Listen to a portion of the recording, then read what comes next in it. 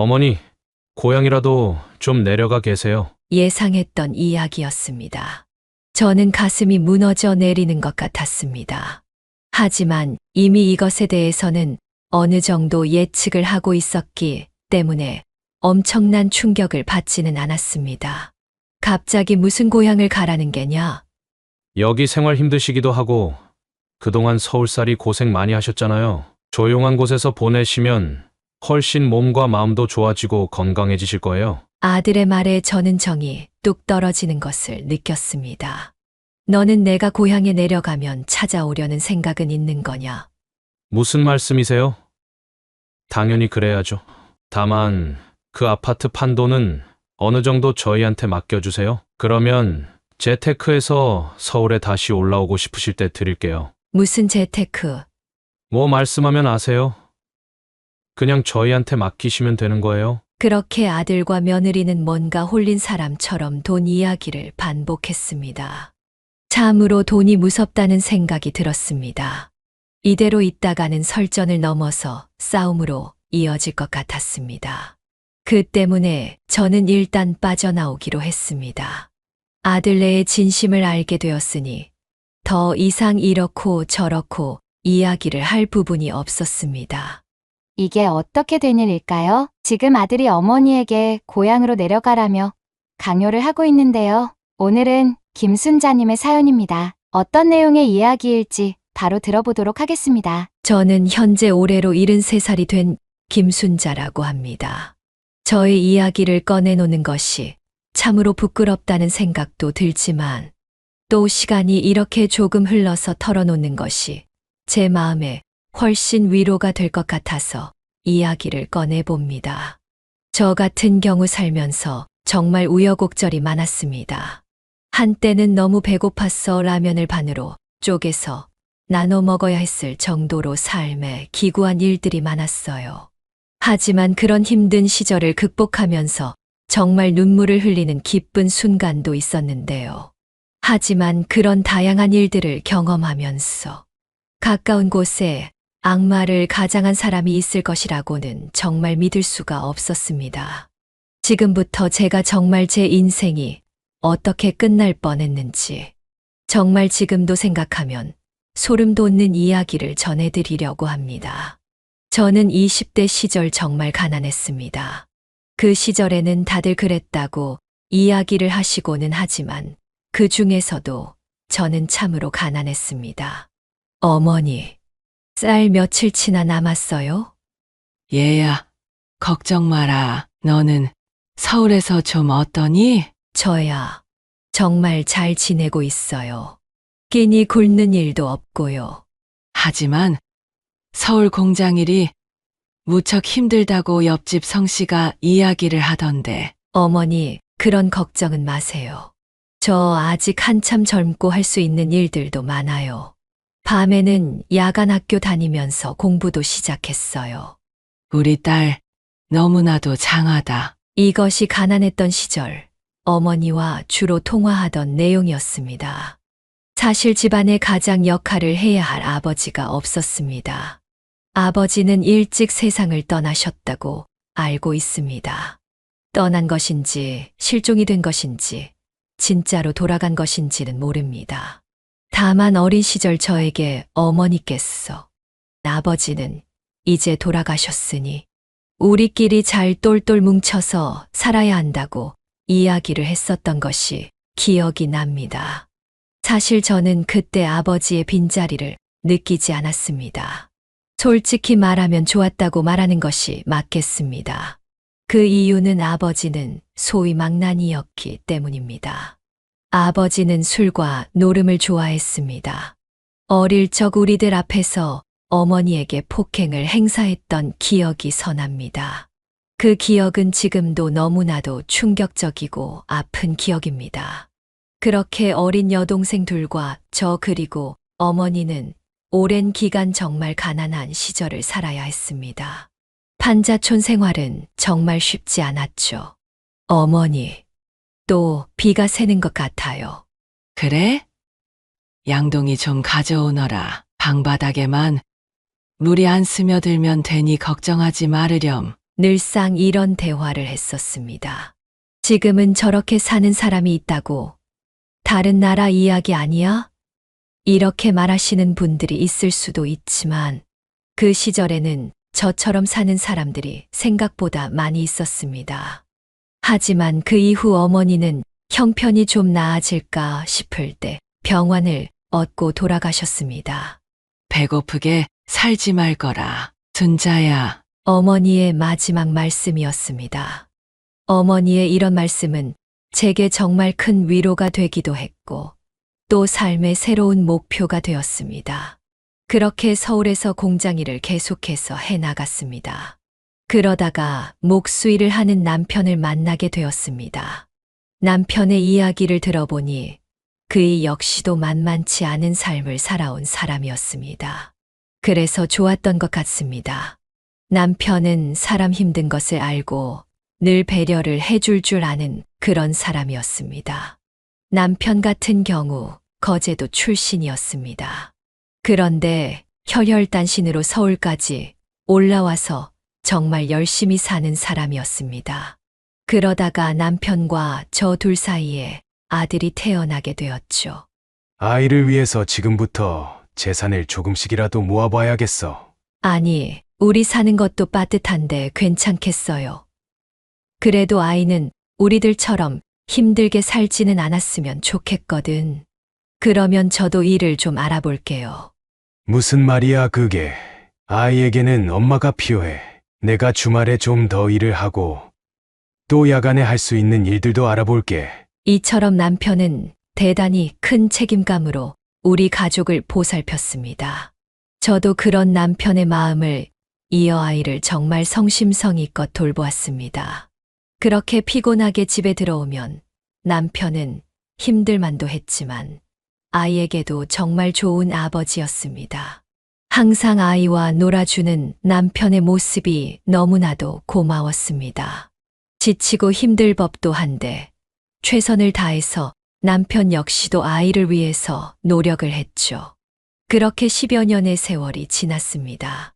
삶은 이제 정상적으로 자리를 잡고 좋은 방향으로 가는 듯 했습니다. 정말 우리 가족이 부단히 노력한 결과였습니다. 우리가 단칸방에서 이런 집을 얻을 수 있을 것이라고는 생각도 못했는데 그러게요.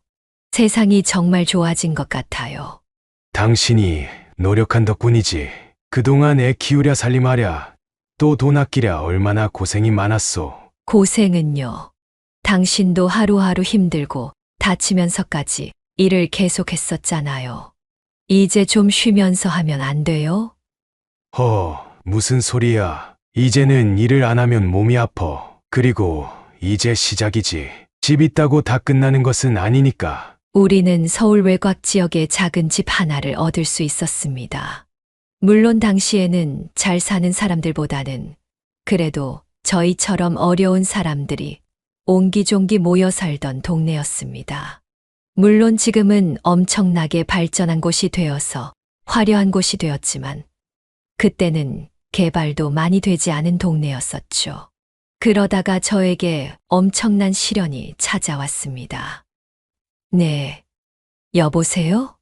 안녕하세요. 여기 서초구에 있는 병원입니다. 병원에서 무슨 일이시죠? 남편분께서 다치셔서 병원에 오셨는데 보호자님께 연락을 드려야 할 것 같아서요. 청천벽력과도 같은 소리였습니다. 저는 불이 나게 남편이 있는 병원으로 갔습니다. 남편은 인공호흡기를 달고 정신을 차리지 못하고 있었습니다. 건설 현장에서 뭐가 떨어졌는데 남편의 머리를 스치고 지나갔다는 것이었습니다. 그런데 처음에는 괜찮아 보이다가 이후 뇌출혈로 쓰러졌다는 이야기를 들었습니다. 남편은 어떻게 될까요? 일단 상황을 지켜봐야만 하겠습니다. 앞으로 일주일이 고비가 될 수 있습니다. 아니, 어떻게 이런 일이. 저는 눈물을 머금고 남편이 부디 깨어나길 빌었습니다. 하지만 남편은 그대로 식물인간이 되어 버렸습니다. 그리고 20여 일간 사투 끝에 세상을 떠나고 말았습니다. 그때 얼마나 울었는지 모르겠습니다. 정말 남편 없이 어떻게 이 세상을 살아야 할지도 막막했고, 또 남편이 더 이상 제 곁에 없다는 사실이 아예 믿기질 않았습니다. 당시 제 아이가 10대 시절을 막 지나고 있을 때였기 때문에 그 당시 상황은 제가 굳이 이야기를 하지 않아도 너무나도 잘 아실 것이라 생각합니다. 그래서 저는 생활을 유지하기 위해서, 아이를 키우기 위해서 안 해본 일들이 없었습니다. 일자리가 있다면 무조건 가서 뭐든지 열심히 했습니다. 물론 남편이 소속되어 있던 목공 관련 회사 쪽에서 저에게 적지 않은 돈을 위로비로 주었고, 또 남편이 모아놨었던 돈도 제법 있었기 때문에 생활에는 큰 문제가 없을 수도 있었습니다. 그러나 저는 차마 그 돈에 손을 댈 수가 없었습니다. 남편의 목숨과 바꾼 돈이었기 때문입니다. 저는 그래서 사방팔방으로 뛰어다니며 일을 했죠. 그러다가 우연히 중견기업을 운영하시는 한 부부를 만나게 되었습니다. 정말 열심히 일을 하다가 만난 분들이었습니다. 그분들은 저에게 파출부 자리를 제안했습니다. 제가 하루는 그 분에게 청소일을 구한다고 하여 갔었는데, 제가 일을 하는 것이 마음에 드셨던 모양이었습니다. 너무나도 감사합니다. 무슨 말씀이세요? 저희야 이렇게 집안을 깨끗이 해주시고 또 음식도 만들어주시니 너무 감사할 따름인 것을요. 제 기억에 사모님은 정말 친절한 분이셨습니다. 또한 사장님과 사모님 제 딱한 사정을 듣고 전체 거우로 집을 관리해 주는 것이 어떻겠냐며 당시로서는 굉장히 좋은 조건으로 파출부 일을 제안하셨죠. 안 그래도 사람을 구하고 있었는데 참으로 다행이라며 저에게 너무 고맙다는 이야기를 해주시는 것이 더욱 두 분을 특별하게 느끼게 해주었습니다. 그래서 저는 안정적으로 꾸준히 일을 할 수 있다는 것만으로도 너무 감사했고 그 제안을 받아들이게 되었습니다. 그래서 꾸준히 일을 하게 되었습니다. 그 덕분에 저는 안정적으로 일을 할 수 있게 되었고 우리 아이도 무럭무럭 잘 자랄 수 있게 되었습니다. 그러면서 사장님 댁의 모습에 저도 꿈을 꾸게 되었습니다. 언젠가는 이런 부자는 아니더라도 저도 착실하게 산다면 이런 모습 조금이라도 따라갈 수 있지 않을까, 그런 생각을 하게 되었습니다. 직접 사장님 댁에 가보니 엄청난 부자였습니다. 또한 제가 중학생 아들을 키우고 있기 때문에 정말 그 부분에 대해서 배려를 많이 받았습니다. 사모님께서는 음식도 종종 싸주시기도 했고 또 선물로 들어온 책이나 아이 공부에 도움이 될 만한 것들도 저한테 주시고는 했습니다. 물론 저희 아이가 남들에게 얻어오는 것을 그다지 좋아하는 것 같지는 않았습니다. 그래도 조금이라도 돈을 절약하기 위해서는 그런 부분들은 피할 수 없는 부분이기도 했습니다. 그리고 그렇게 사모님과 정말 많은 이야기도 나누고 점점 가까워질 수 있었습니다. 하지만 제가 최선을 다해서 모든 것을 다 도와드릴 수는 없었습니다. 아이가 많이 크기는 했지만 제 손으로 꼭 밥은 해 먹어야겠다는 그런 생각을 했기 때문입니다. 그래서 급하게 퇴근하고 집에 가서 아이의 저녁은 제가 꼭 챙겨주었습니다. 그래서 사모님께 정말 죄송한 마음이 많이 들고는 했습니다. 원래는 사모님 댁 저녁까지 제가 챙겨야 하는 것이 맞았기 때문입니다. 그럼에도 제 사정을 봐주시는 것이 너무나도 감사했습니다. 제가 최선을 다하지 못했기 때문에 늘 미안하고 또 불안한 마음도 많았습니다. 정말 좋은 봉급을 주시는 것은 물론 어렵게 얻은 안정적인 일자리를 잃을까봐 걱정이 많이 되었던 까닭입니다. 그런데 사모님께서 방학 동안에 한 가지 제안을 해주셨습니다. 2층에 방 2개가 비니까 거기에서 저와 아들이 방학 동안이라도 같이 생활하는 것이 어떻겠냐고 이야기를 해주신 것이었죠. 우리 애가 서울대 다니잖아요. 그러니까 애 공부도 도와줄 수 있을 것 같은데 한번 내 공부에 도움을 받아보면 어때요? 이렇게 사모님이 제안을 해주셨습니다. 저는 깜짝 놀랐습니다. 장성한 아이가 있다는 것은 알았지만 그렇게 좋은 대학에 다니는 줄은 몰랐기 때문이었습니다. 게다가 그런 우리 아이에게 과외까지 해주신다고 하니 너무나도 고마웠죠. 저는 아이에게 그 이야기를 했지만 반응은 시큰둥한 느낌이었습니다. 하지만 아이는 별다른 이야기를 하지 않았고 그렇게 방학 때 우리는 그 집에 들어가서 살 수가 있었습니다. 사실 그렇게 되면 음식값이나 냉난방비를 절약할 수 있어서 돈을 아끼는데 더 좋은 환경이었습니다. 정말로 감사한 일이었습니다. 사실 솔직히 말하자면 아무리 직원일지라도 같이 생활한다는 게 정말 힘든 일이잖아요. 제가 사모님 입장이었다고 할지라도 외부인을 들이기 정말 쉽지 않았을 텐데 저를 그렇게 집으로 들일 생각까지 하신 건 정말 존경받아 마땅할 일이었죠. 그렇게 방학이면 저는 저희 아이와 함께 그곳에 살았고 저희 집 아이는 얌전하게 시간을 보냈습니다. 그리고 사모님 댁 서울대에 다니는 도련님은 항상 주말마다 들려서 저희 아들의 공부를 봐주셨습니다. 그렇게 함께하는 시간은 굉장히 좋았던 것 같습니다. 하지만 모든 것은 영원할 수는 없었습니다. 결국에 헤어져야만 하는 상황이 왔기 때문이었습니다. 사모님께서 동남아 쪽에서 새로운 판로가 확보되어 시장이 확대가 될 것 같다고 그쪽으로 이사를 가야 할 것 같다고 이야기를 해주셨습니다. 그동안 너무나도 감사한 것들이 많아서 저는 큰 마음을 먹고 몇 가지 선물들을 준비하게 되었습니다. 하지만 오히려 사모님은 저에게 당시로서는 생각지도 못하는 수준의 퇴직금을 준비해서 주셨습니다. 요즘에야 퇴직금이란 개념이 잘 잡혀 있지만 당시에는 저 같은 사람들은 그냥 내쫓으면 나가야 하는 그런 입장이었는데 퇴직금까지 챙겨주신 것이었습니다.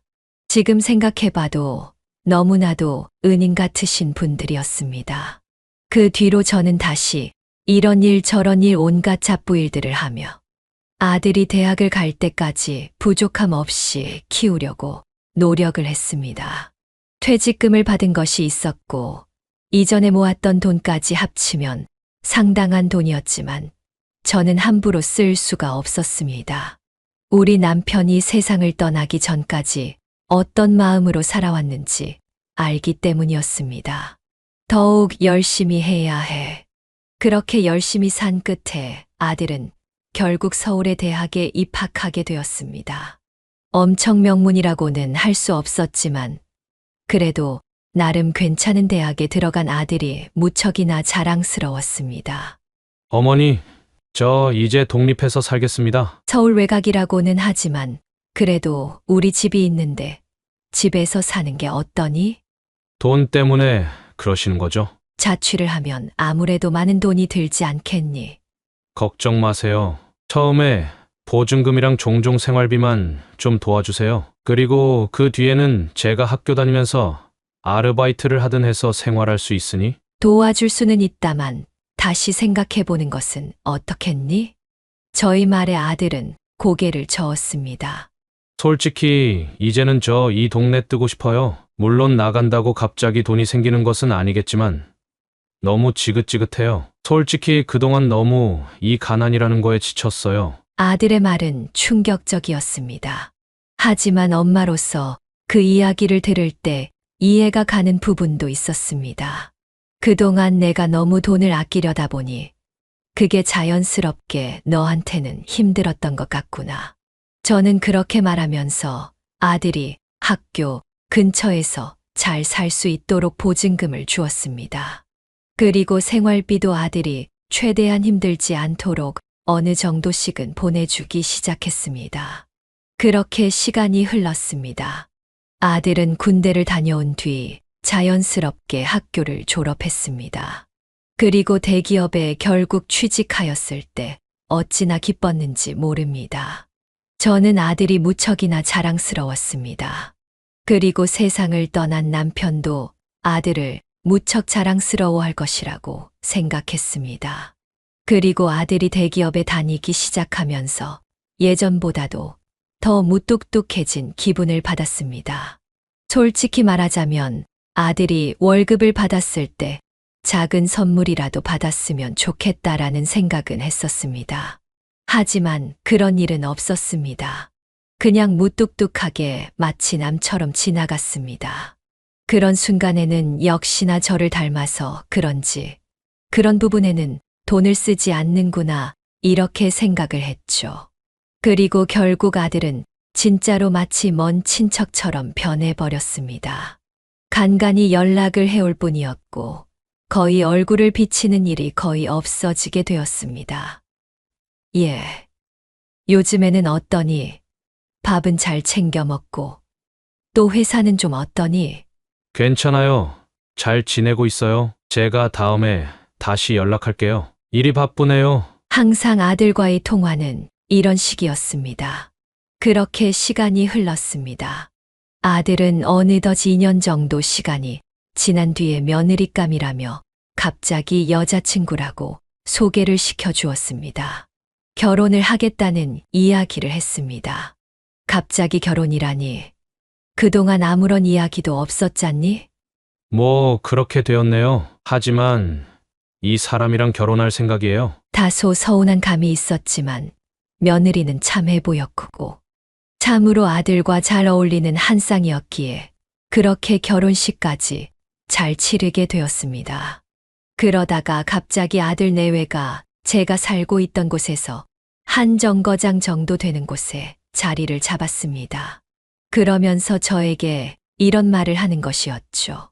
이제부터 제가 자주 찾아뵙고 어머님께 못다한 도리를 다하겠습니다. 무뚝뚝했던 아들의 입에서 이런 이야기가 나오자 저는 눈물이 핑 돌았습니다. 아들이 그 말을 하고 난 뒤 제가 혼자 있었을 때 얼마나 울었는지 모르겠습니다. 떠나간 남편 생각도 나고 또 아들을 잘 키웠다는 생각에 정말 다행이다. 이렇게 마음을 놓을 수가 있었습니다. 실제로 아들은 결혼을 한 뒤에 며느리와 함께 저를 자주 찾아왔습니다. 주말마다 찾아오기도 했고 또 평일에도 종종 찾아올 정도로 오붓한 시간들을 보낼 수가 있었습니다.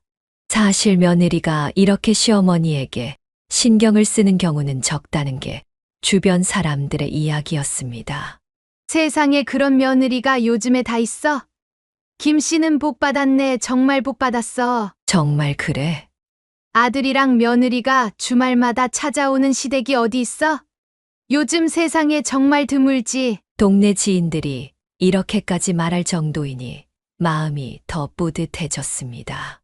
하지만 어느 순간부터 매일매일 찾아오는 수준이 되었습니다.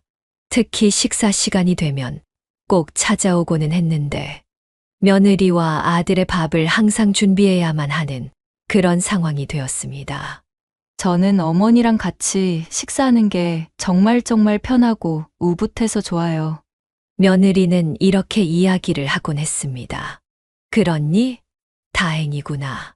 하지만 점점 그런 아들네의 행동은 저에게 큰 부담이 되기 시작했습니다. 좋아서 찾아온다는데 다른 이야기를 할 수는 없었지만 그럼에도 힘든 부분들이 많이 있었습니다. 부부가 좋아서 이렇게 찾아온다는 거에 대해서 뭐라고 차마 이야기할 수가 없었습니다. 그래도 이것이 그나마 낫다는 생각은 들었습니다. 왜냐하면 아이의 시댁과 척을 지고 사는 그런 며느리들의 이야기를 많이 들었기 때문이었습니다. 하지만 저는 시간이 갈수록 선을 넘는다는 생각이 자꾸 들었습니다. 매번 와서 밥을 먹다 보니 식비가 생각 이상으로 많이 나가기 시작했습니다. 그리고 거의 매일 같이 중노동이 반복되었죠. 사실 아들네 밥을 차려주는 게 예전 같으면 괜찮을 수 있었겠지만 나이가 드니 힘에 부치는 것도 사실이었습니다. 그리고 대충 음식을 할 수도 없는 노릇이었습니다.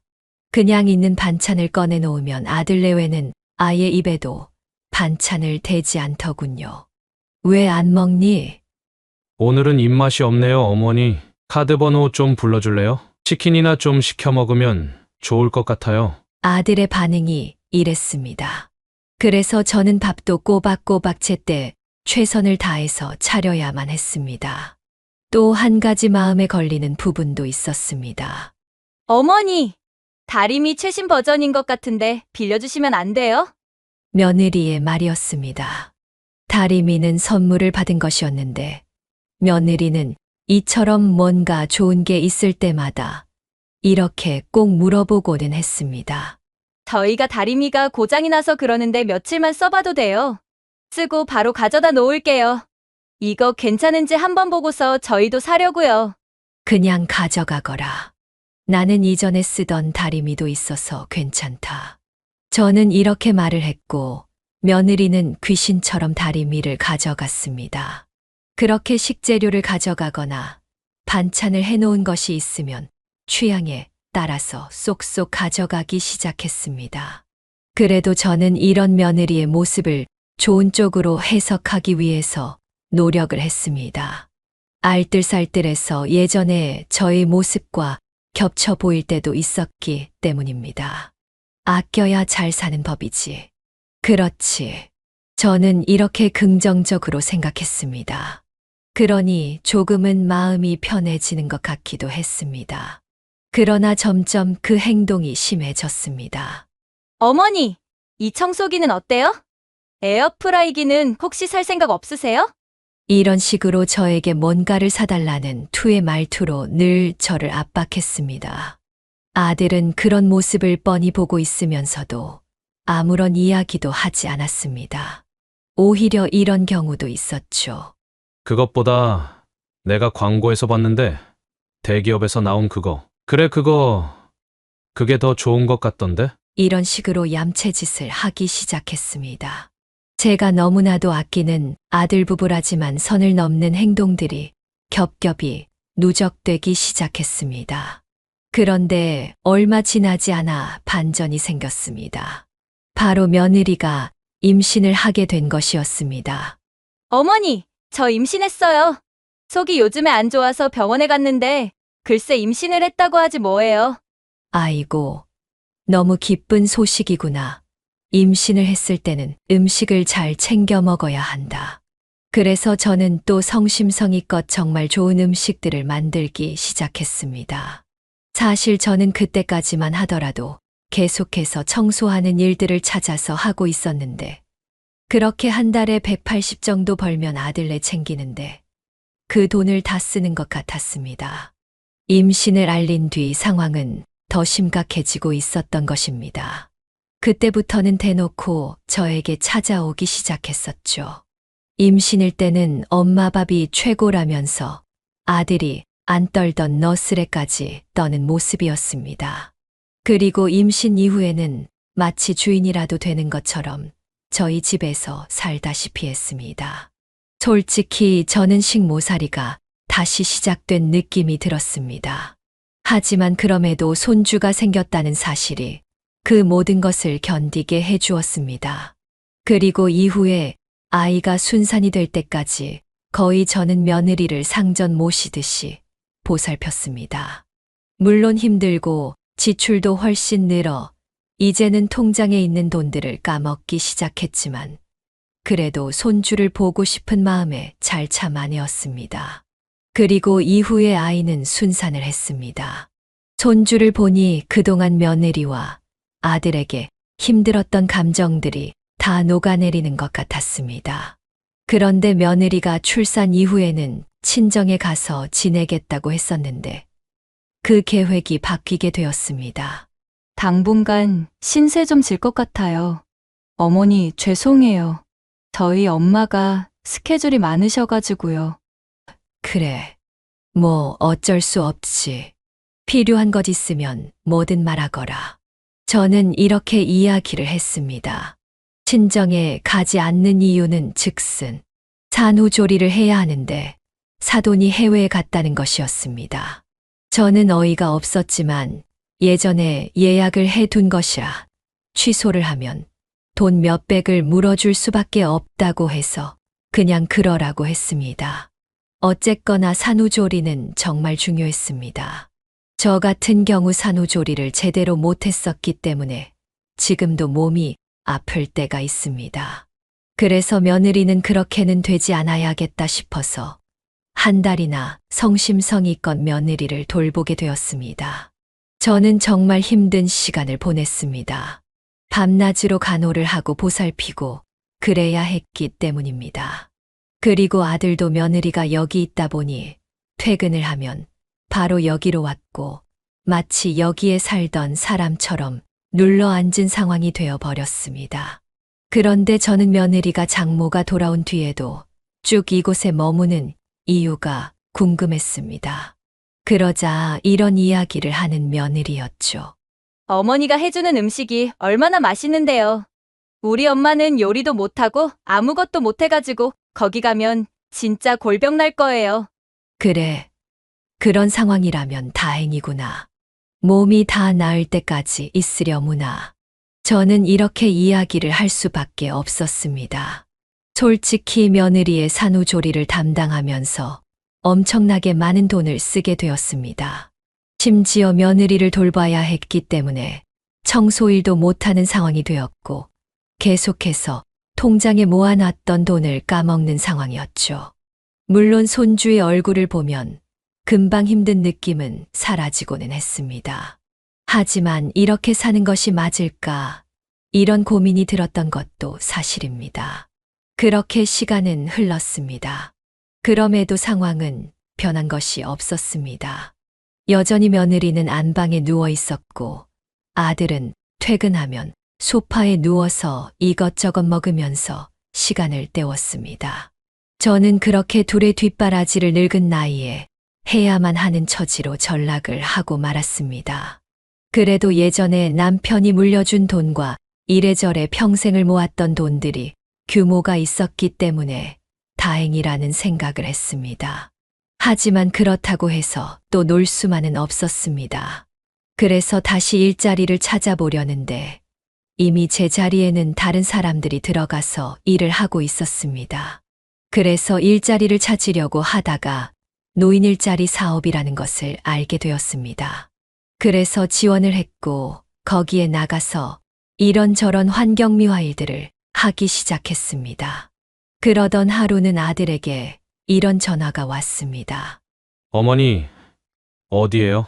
나 지금 거리 청소하는 중인데. 아니, 집에 와이프밖에 없어가지고요. 밥 좀 먹으려는데. 오늘은 이거 일하느라 못 들어갈 것 같은데 냉장고에 있는 걸로 챙겨 먹어라 아니면 시켜 먹거나. 아, 그거 몇 푼이나 준다고? 거기 가서 일을 해요? 알겠어요. 아들은 저에게 가시돋친 말을 했고 저는 충격을 받았습니다. 하지만 내가 고생하는 게 싫어서 그런가 아니면 안 좋은 일이 있었나 생각하고 그냥 넘어갔습니다. 하지만 점점 노인 일자리 일도 힘들어지는 순간이 오게 되었습니다. 퇴행성 관절염입니다. 연골이 이미 많이 닳아있는 상황입니다. 일을 하지 마시고 무조건 휴식하셔야 합니다. 많이 아프셨을 텐데 어떻게 참으셨어요? 의사 선생님의 이야기였습니다. 아, 약 좀 처방받고 그러면 괜찮아지지 않을까요? 아시다시피 연골은 재생되는 부위가 아닙니다. 앞으로 더 아파졌으면 아파졌지 덜 아프지는 않습니다. 지금이라도 관리를 잘 하셔야 해요. 자칫 인공관절 수술을 하셔야 될 수도 있습니다. 저는 알겠다고 말하면서 병원을 나섰습니다. 몸이 예전처럼 말을 안 듣는다 싶었는데 몸이 이제는 고장나기 시작한 모양이었습니다. 그리고 점점 아들의 태도도 뭔가 예전과 달라지기 시작했습니다. 이거 반찬 좀 하지 말라니까. 도대체 왜 자꾸 그러는 거예요? 고사리도 잘 먹어야 한다. 영양분이 많은 음식이야. 제가 애예요?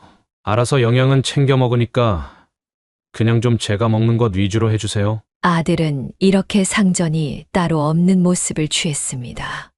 그리고 며느리는 산후조리가 끝난 후 본인들의 집에 돌아갔지만 여전히 밥을 먹을 때는 계속해서 저를 찾아왔습니다. 그리고 남편의 제삿날이 되었을 때였습니다. 며느리와 아들이 이번에는 못 온다고 이야기를 한 것입니다. 급하게 직장에서 해외로 출장을 갈 일이 생겼다는 것이었습니다. 대략 2주 정도 갔다 온다는 이야기에 저는 어쩔 수 없지라는 이야기를 했습니다. 그런데 제가 진실을 안 것은 얼마 되지 않아서였습니다. 남편 제사를 홀로 치르고 난 뒤에 저는 적적한 마음에 아들이 일을 잘하고 있나 저녁 조금 늦은 시간에 전화를 걸게 되었습니다. 해외에 가서는 도통 연락이 없는 상황이었기 때문에 무슨 일이 있는지 걱정도 되었습니다. 하지만 며칠 동안 전화를 했을 때 받지 않았던 것처럼 또 전화를 받지 않았습니다. 통화음만 계속할 뿐이었습니다. 해외에서 전화를 써서 비싸서 못 받나 이런 생각도 했습니다. 그런데 그때였습니다. 툭 하고 전화 받는 소리가 들렸습니다. 여보세요? 예, 명서가. 들리니? 하지만 부스럭거리는 소리만 들리고 다른 소리는 들리지 않았습니다. 아마도 어쩌다가 주머니에 있는 휴대폰이 전화가 받아진 것 같았습니다.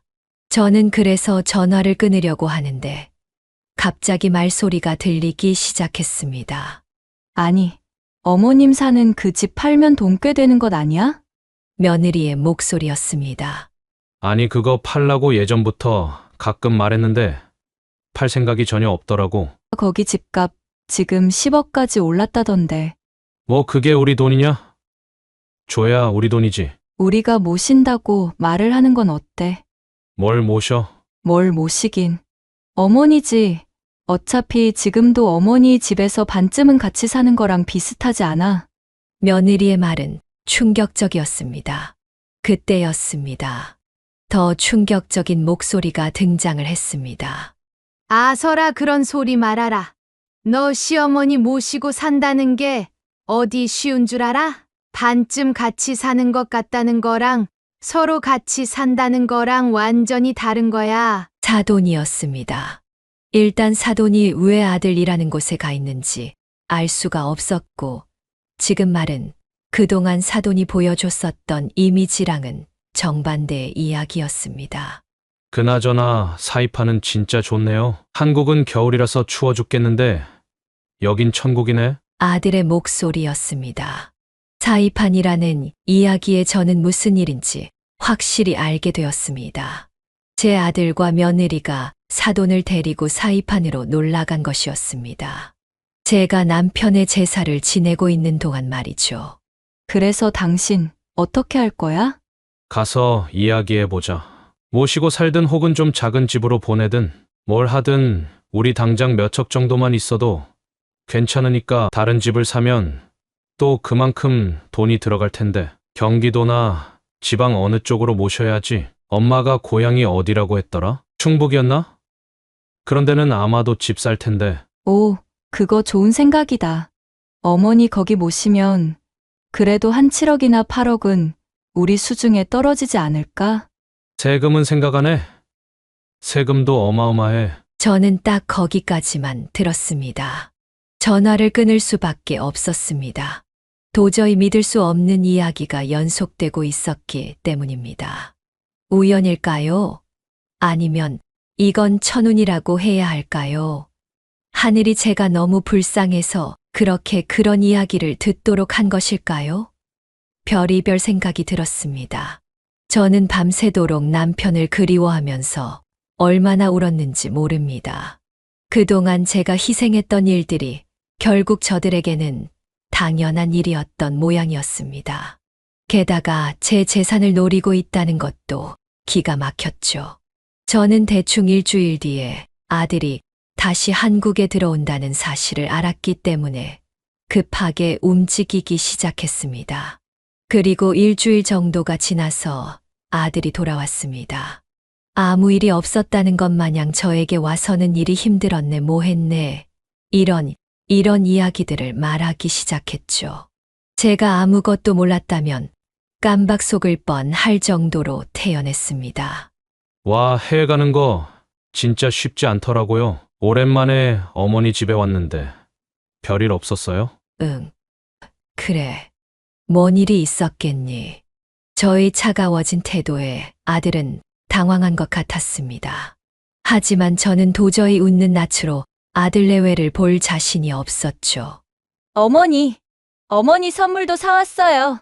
며느리는 까맣게 탄 얼굴로 저에게 뭔가를 내밀었습니다. 아마도 지역 특산물 과일을 말린 것 같았습니다. 이거 거기에서 어렵게 사왔어요.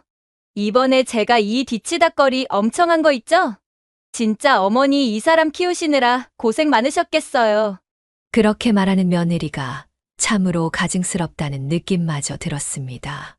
게다가 아들은 제 반응과 표정 따위는 보이지도 않는지 투정을 시작했습니다.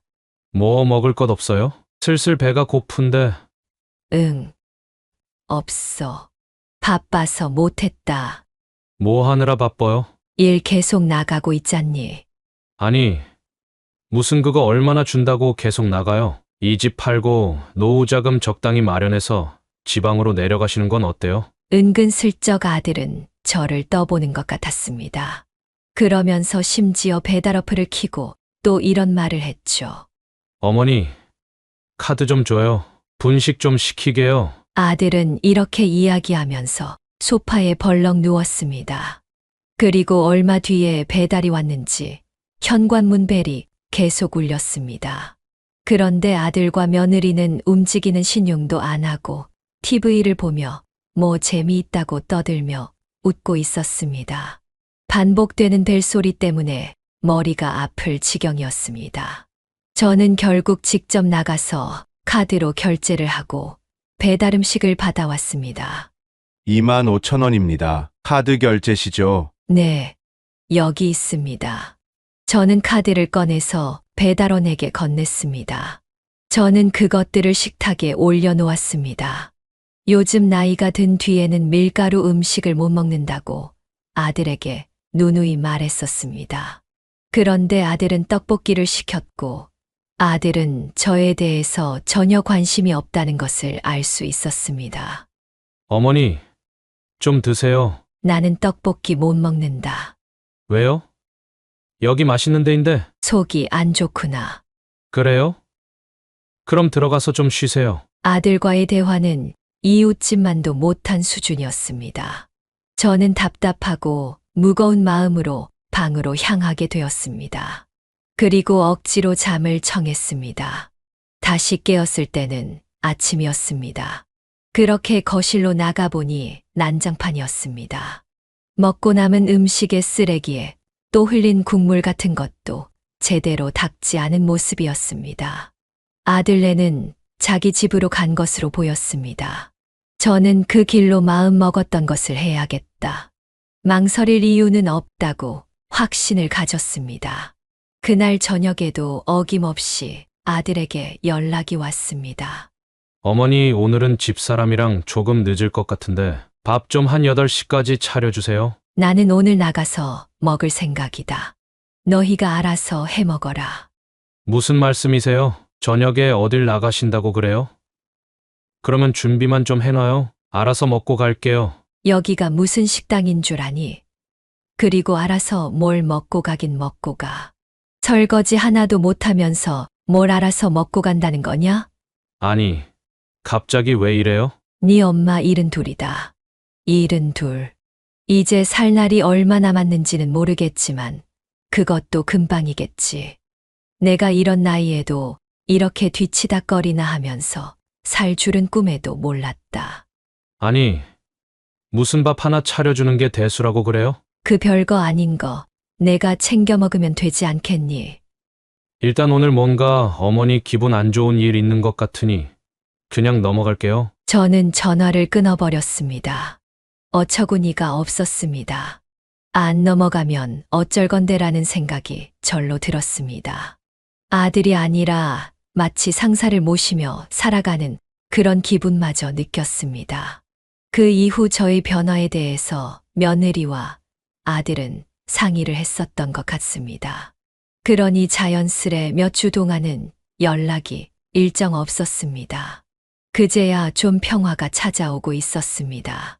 그런데 주말에 아들네가 다시 찾아왔습니다. 며느리와 함께 뭔가를 바리바리 싸들고 찾아온 모습이었습니다. 어머니, 저희 왔어요. 며느리는 아무 일도 없었다는 듯 밝게 웃으면서 집으로 들어왔습니다. 어머니 생각나서 이것저것 사왔지 뭐예요. 음식이랑 또 과일이랑 옷도 하나 사왔어요. 백화점 갔는데 딱 어머니 생각이 나더라고요. 참 이런 모습을 보면 연기를 잘하는 며느리였습니다. 어머니, 도대체 뭔 일이 있으시길래 그런 거예요? 말씀을 해보세요, 예? 저는 두 사람의 태도에 질릴 대로 질리는 느낌이었습니다. 제가 아무 대답 없이 둘을 바라보자 아들은 다시 입을 열었습니다. 알겠어요.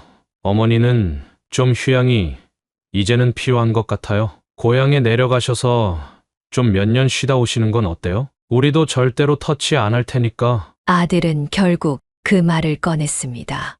이 아파트를 팔 생각을 하는 것이 눈에 훤히 보이는 포석이었습니다. 하지만 저는 이미 일전의 사건 때문에 전말을 알고 있었기 때문에 그 이야기가 참으로 가증스러웠습니다. 그러면서 기가 막힌 것은 며느리가 어떤 팜플릿을 내미는 것이었습니다. 여기 충북에 좋은 아파트들인데 진짜 요즘은 지방 아파트들이 엄청 좋더라고요. 저는 그것을 받아들었습니다. 2억 혹은 3억대의 아파트만 골라져 있었습니다. 충북은 제 고향이기 때문에 훨씬 좋은 아파트들이 있다는 것을 알고 있습니다. 하지만 그 중에서도 고급 아파트들은 쏙 빼고 가져왔더군요. 그리고 이 집 팔고 남은 돈은 우리가 좀 재테크해주면 될 것 같아요. 고향에서 쉬다가 다시 올라올 때 다시 주면 되니까요. 아들이 이야기했습니다. 저는 이들의 목적이 너무나도 훤히 보였습니다. 너 결혼할 때 내가 보태준 돈은 어디 있니? 그걸로는 재테크가 안 되든. 사실 저는 아들이 결혼할 때 적지 않은 돈을 줬었습니다. 당시에도 아파트 사는데 보태라고 3억을 건넸었죠.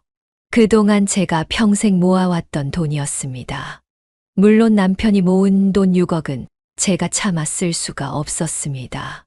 그거 아파트 사는데 썼고 또 그것만으로 부족해서 대출도 받은 것 알잖아요? 참으로 기가 막힌 노릇이었습니다.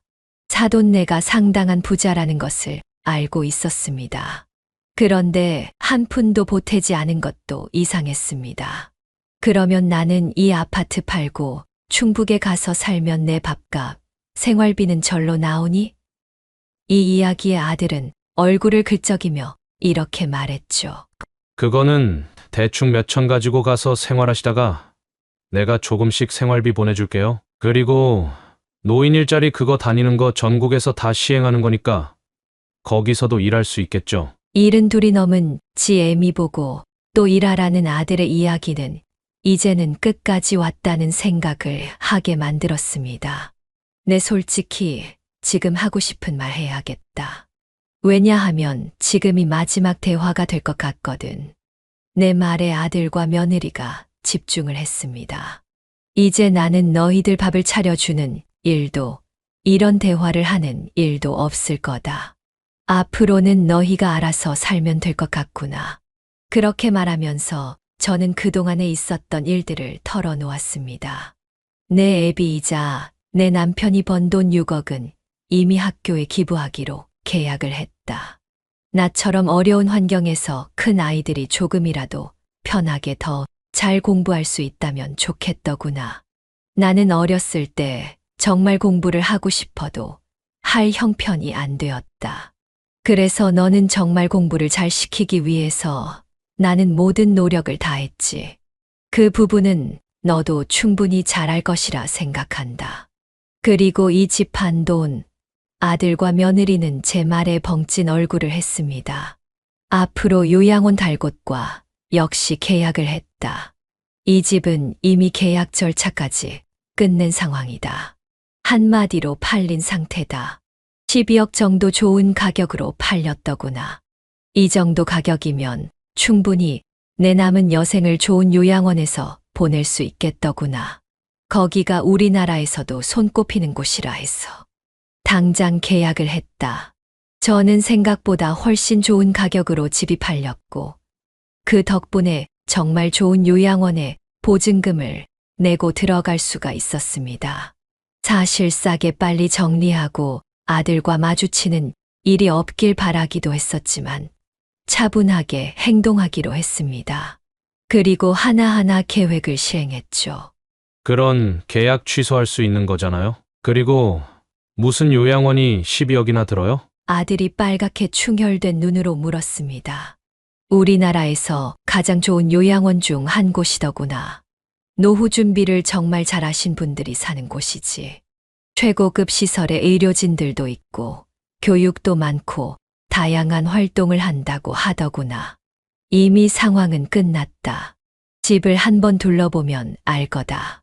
그제서야 아들과 며느리는 집을 둘러보기 시작했습니다. 집안은 휑했습니다. 평소에도 뭔가를 많이 가지고 있는 성격은 아니었지만 평소보다 더 휑한 상태였죠. 그러자 아들은 뭔가 눈치를 챈 듯 안방문을 열었습니다. 안방에는 아무것도 없었습니다. 이미 짐은 다 뺐다. 이미 짐은 요양원으로 다 옮겼지. 요즘에 그렇게 좋은 요양원이 서울 한복판에 있는 줄 몰랐다. 고급은 다르더구나. 저는 그렇게 몇 마디를 더 한 뒤 집을 나왔습니다. 제가 일전에 아들이 해외에 갔을 때 준비해 두었던 것들이 바로 이런 것들이었습니다. 집을 팔 곳을 알아보고 요양원을 알아보고 기부할 곳들을 찾았죠. 그렇게 제가 문 밖으로 나서고 집을 떠날 때였습니다. 뒤에서 아들이 무어라 소리치는 소리가 들렸습니다. 저는 거기에 집중하지 않았습니다. 차마 마지막까지 최악의 아들 모습은 보고 싶지 않았기 때문이었습니다. 하지만 저는 후회 없는 결정을 했다고 생각을 합니다. 이것이 불효한 자식에 대한 확실한 가르침이었기 때문입니다. 또한 돈만 보고 저를 돈기게 취급을 했던 며느리에 대한 복수이기도 했습니다. 그리고 몇 차례 아들이 제가 있는 요양원에 찾아왔다고 합니다.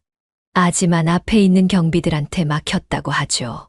그래서 몇 번은 그런 이야기를 들었을 때 다시 만나볼까 이런 생각도 했습니다만 접었습니다. 그 이유는 바로 아들이 보낸 연락 때문이었습니다.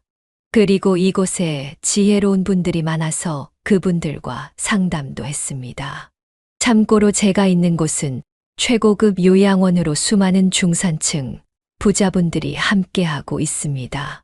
저는 이곳에서 새로운 배움을 가지고 서로 보듬어 주면서 새로운 시작을 경험하고 있는 중입니다. 서로의 고민을 털어놓기도 하죠. 저는 휴대폰으로 아들의 문자가 몇 번이나 오긴 했었습니다. 잘못했다는 그런 내용이었는데 웃긴 것이 몇 억이라도 아니 몇 천이라도 주면 안 되겠냐는 이야기였습니다. 끝까지 저를 돈으로 본 아들과 며느리였던 것입니다. 그래서 이곳에서 은퇴하고 지내시는 교수님이나 기자 같은 분들과 함께 이야기를 나눴죠. 부끄러운 일이지만 상담을 하니 마음이 한결 편해졌습니다. 확실히 저보다는 많이 배우신 분들이었기도 하고 또 진심 어린 충고를 해주셨기 때문에 큰 위로와 도움이 되었죠. 지금은 세상을 떠난 남편 생각이 자주 나기는 합니다. 남편이 아들 잘 키우라고 그 고생을 하다가 갔는데 저는 아들을 제대로 키우질 못했으니까요. 다만 아들과 며느리도 어느 시점이 되면 정신이 들지 않을까요? 자기들도 결국 연로하고 아프고 또 자식이 커서 자신에게 어떻게 하는지 보게 될 테니까요. 그런 것들을 보면 제가 어떤 마음으로 지금 이 요양원에 와 있는지 깨닫게 되겠지요. 어찌 보면 참으로 가슴 아픈 이야기로 들리겠지만 지금은 후련합니다. 그리고 제 진짜 행복을 위해서 산다는 게 무엇인지 이 늦은 나이에 배우고 있습니다. 그렇게 생각하면 저는 너무나도 제 자신을 잃어버리고 살았던 것 같네요. 제 사연을 들으시는 분들이라면 부디 자신을 잃지 마시고 내 자신을 먼저 생각하는 그런 선택들을 해나가시길 바랍니다. 그것이 저를 위해서도 또 자식을 위해서도 올바른 길이라는 생각을 합니다. 제 사연을 들으시는 분들은 부디 저와 같은 전철을 밟지 않으셨으면 좋겠습니다. 지금까지 제 이야기를 끝까지 들어주셔서 정말 감사합니다. 네, 오늘 이야기는 어떠셨나요? 김순자 할머니는 정말 가진 고생을 하고 남편까지 먼저 떠나보내는 상황에서도 아이를 잘 키우기 위하여 모든 고초를 다 경험해야만 했습니다. 그리고 실제로 아들은 잘 성장을 했는데요. 하지만 아들의 마음은 그렇지 못한 모양이었습니다. 아들이 어머니의 돈을 결국 노리는 상황이 왔고 이것은 충격적인 결말로 이어지게 되었는데요. 아무리 돈이 중요한 세상이라고 하지만 어떻게 자식이 어머니한테 이럴 수가 있는지 모르겠습니다. 자식과 부모는 하늘이 맺어준 연이라고 하였습니다. 하지만 그 연도 분명 어디까지나 서로 존중하고 효를하고 의무를 다하고 지켜야 할 것은 지킬 때 의미가 있는 것이겠죠. 요즘에는 자식이 부모에게 맡게 하는 것을 넘어서 폭력과 폭언을 일삼고 아예 방치를 하는 경우들도 많이 늘어나고 있다고 합니다. 그래서 보살핌을 받지 못하는 노인들이 늘어나고 빈곤한 노인이 점차적으로 증가하여 사회 문제로까지 이어지고 있는 상황이죠. 이런 시대에 우리는 살아가면서 무엇이 정말 중요한 것인지 다시 한번 떠올리게 됩니다. 오늘 이야기를 듣고 어떻게 생각하시는지 어머님, 아버님의 생각을 댓글로 공유해주세요. 저는 또 다른 사연으로 찾아뵙겠습니다. 좋아요, 구독, 알람 설정을 통해 앞으로도 따뜻한 정을 나눌 수 있게 함께 해주세요. 어머님, 아버님의 삶의 지혜와 경험을 나눌 수 있는 통로가 되겠습니다. 오늘도 인생을 바꾸는 관점을 통해 사연을 들어주셔서 감사합니다.